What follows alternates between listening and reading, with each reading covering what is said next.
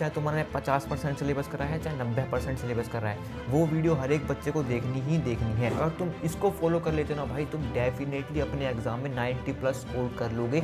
हाँ तो class 11th वालों, क्या हाल चाल है तुम्हारे। जैसा कि मैंने तुमसे प्रॉमिस किया था कि तुम्हारे लिए बहुत जल्द केमिस्ट्री और फिजिक्स की वीडियो आएगी तुम्हारे लिए। इस वीडियो के अंदर मैं तुम्हें पूरी स्ट्रैटेजी बताने वाला हूँ, किस तरह के तुम्हें प्लान रखना है। अगर तुम्हारा सिलेबस बहुत कम है तो तुम्हें कैसे पासिंग मार्क्स स्कोर करने हैं। अगर तुमने लगभग थोड़ा बहुत पढ़ रखा है तो कैसे तुम्हें 90% मार्क्स अचीव करने हैं अपने केमिस्ट्री के एग्जाम में। इस वीडियो के अंदर मैं तुम्हारा पूरा इन डेप्थ बता रहा हूँ।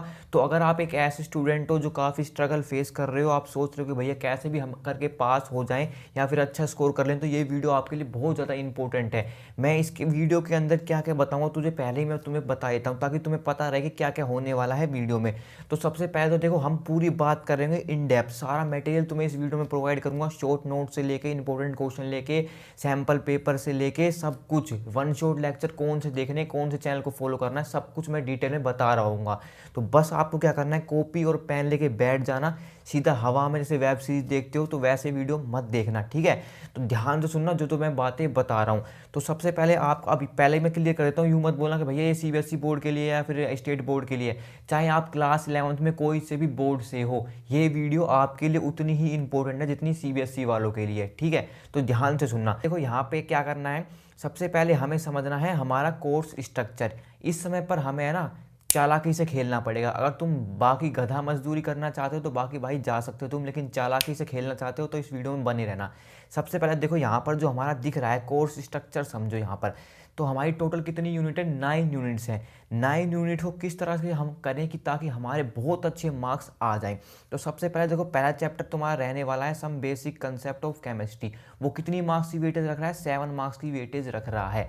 उसके बाद स्ट्रक्चर ऑफ एटम तुम्हारी कितनी मार्क्स की वेटेज रख रहा है, वो 9 मार्क्स की वेटेज रख रहा है। उसके बाद थर्ड यूनिट है क्लासिफिकेशन ऑफ एलिमेंट्स, वो कितनी मार्क्स की वेटेज रख रही है, 6 मार्क्स की वेटेज रख रही है। और केमिकल बॉन्डिंग जो मोस्ट इंपॉर्टेंट चैप्टर है, इसमें तो आपकी 7 मार्क्स की वेटेज रख रहा है, लेकिन यहाँ पे कॉम्पिटिशन एग्जाम में ये बहुत ज़्यादा वेटेज रखता है और क्लास 12 से भी ये लिंक है। तो आपको केमिकल बॉन्डिंग को अच्छे से पढ़ना पड़ेगा। उसके बाद देखो केमिकल थर्मोडाइनमिक्स, ये काफ़ी ज़्यादा वेटेज रख रही है आपके स्कूल एग्जाम में, 9 मार्क्स की वेटेज रख रही है।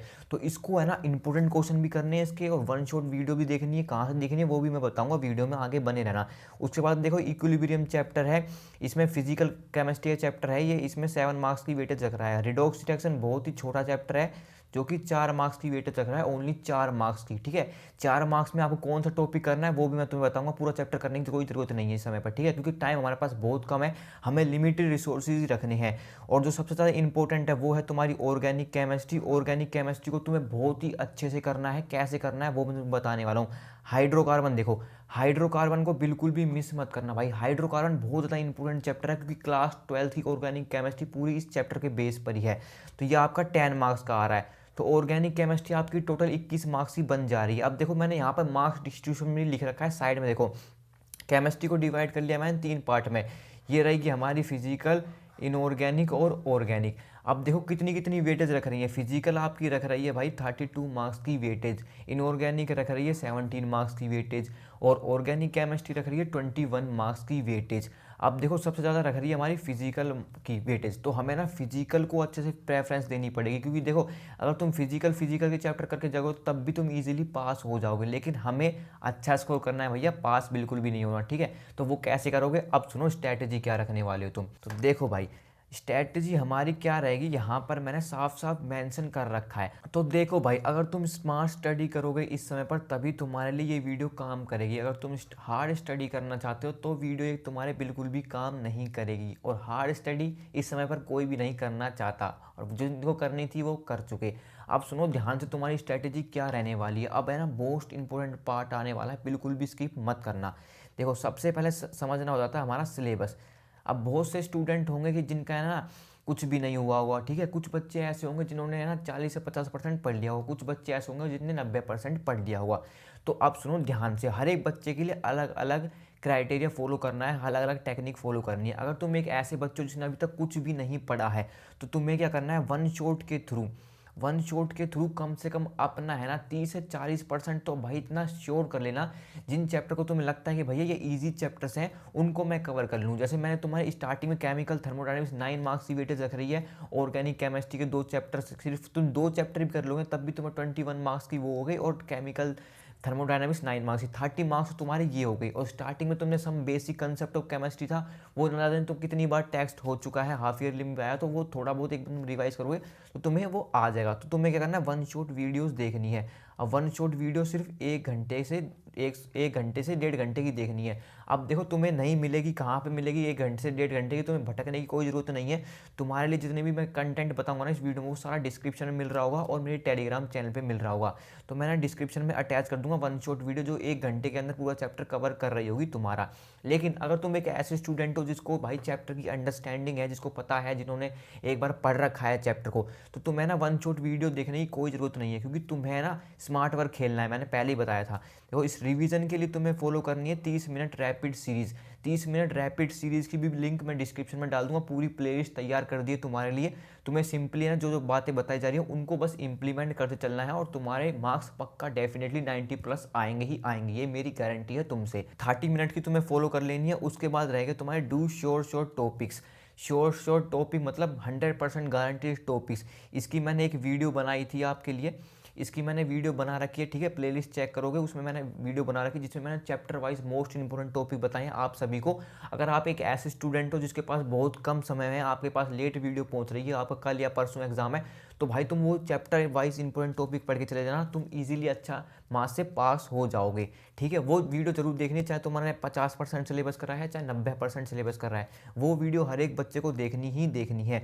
उसके बाद देखो एनसीईआरटी के सोल्ड क्वेश्चन तुम्हें करने हैं। एनसीईआरटी के सोल्ड क्वेश्चन कौन से, एनसीईआरटी के जो सोल्ड क्वेश्चन इंटेक्स क्वेश्चन है ना, सिर्फ वही करके चले जाने हैं, क्योंकि अभी हमें एक्सरसाइज पे बिल्कुल भी नहीं जाना। जितने सोल्ड क्वेश्चन है उनको ही तुम्हें करना है, क्योंकि डायरेक्ट एग्जाम में उठ के वो सोल्ड क्वेश्चन आ जाते हैं।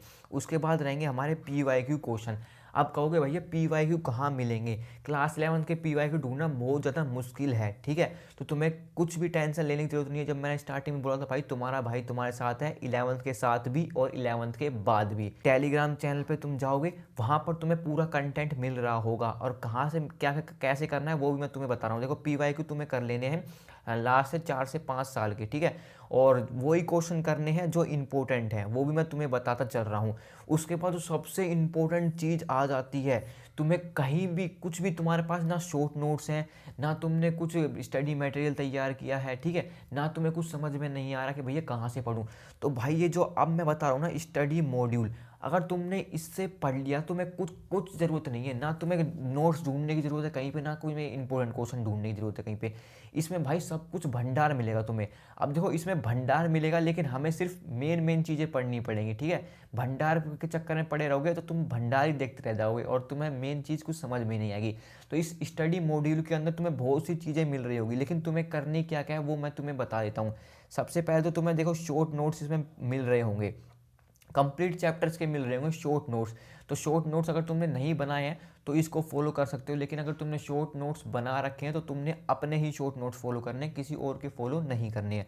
उसके बाद तुम्हारे जो रहेंगे वो MCQs रहने वाले हैं। MCQs भाई बहुत से स्टूडेंट कह रहे थे भैया बाकी सब तो कर लेते हैं लेकिन MCQs समझ में नहीं आते कैसे प्रैक्टिस करें, और कहीं पे सैम्पल पेपर भी नहीं है। तो भाई इसमें तुम्हें हर एक चैप्टर के इंपॉर्टेंट MCQs मिल जाएंगे, तो MCQs को तुम्हें प्रैक्टिस कर लेनी है। और इसमें माइंड मैप भी है, अगर तुम 10 से 15 मिनट में पूरा चैप्टर रिवाइज करना चाहते हो तो इसके अंदर तुम्हें माइंड मैप भी मिल जाएगा स्टडी मॉड्यूल के अंदर। और जो सबसे इंपॉर्टेंट चीज़ है इस बार के लिए वो है भाई तुम्हारे लिए नई चीज़ आती है केस बेस्ड स्टडी क्वेश्चन। ये केस बेस्ड स्टडी क्वेश्चन भी इसमें आपको मिलेंगे, तो आपको केस बेस्ड स्टडी क्वेश्चन की भी ढूंढने की कोई दिक्कत नहीं आएगी। इसमें केस बेस्ड स्टडी हर एक चैप्टर के आपको मिल जाएंगे। हर एक चैप्टर जो भी आपको चैप्टर में लग रहा है भाई मेरा चैप्टर कंप्लीट हो चुका है, क्वेश्चन प्रैक्टिस की जरूरत है, तो यहाँ से तुम case based study question practice कर लियो। इसमें देखो तुम्हें वेरी शॉर्ट लॉन्ग सब कुछ मिलेंगे, लेकिन तुम्हें ये 4 चीज़ें करनी जो मैंने तुम्हें बताया, short notes, MCQs, case based study question और माइंड मैप के थ्रू रिवीजन कर लेना, ठीक है। उसके बाद नेक्स्ट जो चीज़ आ जाती है हमारी जो सबसे इंपॉर्टेंट है, जो काफ़ी बच्चों को नहीं मिलते सैम्पल पेपर क्लास 11th के। देखो यार बहुत से स्टूडेंट होते हैं जो भाई क्लास 11th में नहीं परचेज करना चाहते सैम्पल पेपर। वो सोचते हैं कि भाई क्लास 11 तो स्कूल में ही होंगे, सैम्पल पेपर परचेज क्या करें, परचेज करके क्या करें, फालतू में पैसा क्यों खर्च करना। तो भाई बात तुम्हारी एकदम सही है। तो तुम्हारे लिए सैम्पल पेपर का भी जुगाड़ मैंने कर दिया है। टेलीग्राम पे मैंने 3 से 4 सैम्पल पेपर आपके अपलोड कर दिए हैं, वो भी लेटेस्ट पैटर्न के अकॉर्डिंग। चाहे आप किसी भी बोर्ड के हो, आपके लिए वो काम आ रहे होंगे। तो पूरा चैप्टर्स कंप्लीट करने के बाद, या फिर तुम्हें लग रहा है कि भाई हाँ मेरा सिलेबस लगभग कंप्लीट हो चुका है, तो तुम है ना 3 से 4 सैम्पल पेपर प्रैक्टिस कर लेना। अब ये सैम्पल पेपर मैंने ना टेलीग्राम पर डाल दिए हैं। तुम चीज़ें डिस्क्रिप्शन में जाओगे, टेलीग्राम चैनल ज्वाइन कर लेना, वहाँ पर तुम्हें ना पूरी कंप्लीट मटेरियल मिल जाएगा। मेन चीज़ रहेगी तुम्हें ना इनको कैसे यूटिलाइज करते हो, सारा मटेरियल सारी स्ट्रेटजी मैंने तुम्हें बता दी है, ठीक है। सबसे इंपॉर्टेंट चीज़ हो जाती है कि तुम इनको लेते कैसे हो, कैसे इंप्लीमेंट कैसे करते हो, तो उसकी भी टेक्निक मैं तुम्हें बता देता हूँ। देखो मैंने स्टार्टिंग में बताया था, अगर तुम्हारा सिलेबस लगभग कंप्लीट है तो तुम्हें ना सिंपल रिवीजन सीरीज फॉलो करनी है और प्रीवियस ईयर क्वेश्चन करने हैं और सैम्पल पेपर क्वेश्चन करने हैं बस। लेकिन अगर तुम्हारा सिलेबस कंप्लीट नहीं है, तुमने पूरी साल कुछ नहीं पढ़ा है, तो तुम्हें सिंपली क्या करना है, इंपॉर्टेंट क्वेश्चन करने हैं, ठीक है, चैप्टर वाइज इंपॉर्टेंट क्वेश्चन करने हैं और प्रीवियस ईयर क्वेश्चन जो थे वो करके चले जाने हैं। अगर हो सके तो भाई एक सैम्पल पेपर कर लेना, क्योंकि भाई एक सैम्पल पेपर कर लोगे तुम्हें आइडिया लग जाएगा। मान लो तुम्हें कॉन्फिडेंट नहीं आ रहा कि भैया मैं कर पाऊंगा नहीं कर पाऊंगा, तो तुम एक सैम्पल पेपर प्रैक्टिस कर सकते हो। तो ये पूरी मैंने आज तुम्हें स्ट्रैटेजी बता दी है। अगर तुम इसको फॉलो कर लेते हो ना भाई, तुम डेफिनेटली अपने एग्जाम में 90+ स्कोर कर लोगे, अगर तुमने थोड़ा बहुत पढ़ा है। अगर तुमने बिल्कुल भी नहीं पढ़ा है तो भाई तुम इजीली अच्छे मार्क्स से पास हो जाओगे। तो आई होप तुम्हें ये वीडियो हेल्पफुल लगी होगी। ऐसे हेल्पफुल और मोटिवेशन कंटेंट के लिए इस चैनल को सब्सक्राइब कर सकते हो। और नेक्स्ट वीडियो कौन से सब्जेक्ट चाहिए जल्दी से कमेंट करके अभी के अभी बता दो। तो see you in the next video, तब तक के लिए गुड बाय।